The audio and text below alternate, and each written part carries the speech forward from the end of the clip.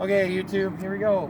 Airbus A380, excuse me, 320, Supreme-Hobbies, Lemon RX7 channel. Here goes nothing. Throttle cuts off, stabilization set to about 3/4. Timer's clear for 3:30. Here we go.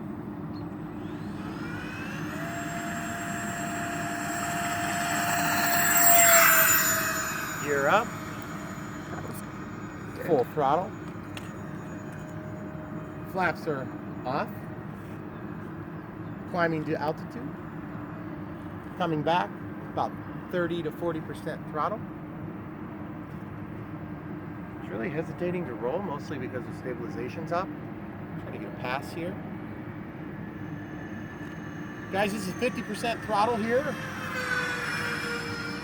Everybody inside is stuck to their seat because of the amazing amount of speed. They are never going to switch the seatbelt sign because everybody is, well, the G-force may have killed all of them already. We don't know that yet. Here we go. We'll try to get a slow pass. Look at that.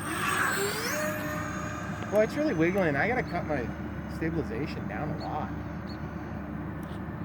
I think what it is, guys, is the flaperons just really make this plane hokey.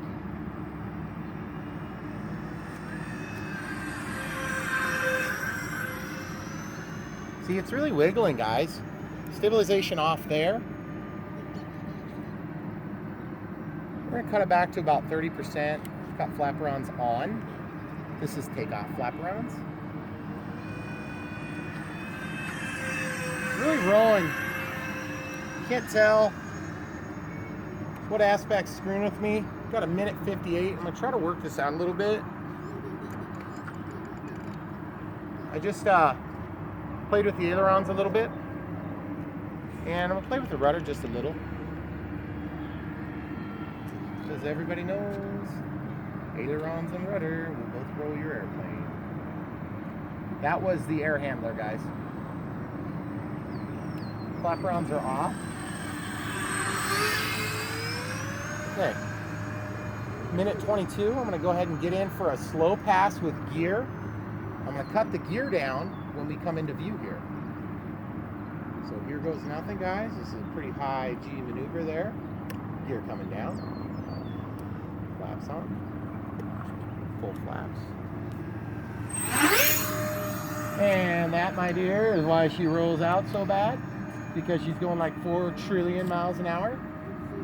4 trillion miles an hour. Everybody please buckle your seatbelts. If you have not already filled up your puke bag, go ahead and get some more out. We're going to be taking a landing here. Full flaps. Guys, we're going to flare into the turn, into the final. 30% throttle. Whoa, that was rudder. That was negotiable. But guys, I think part of it is just flaperons.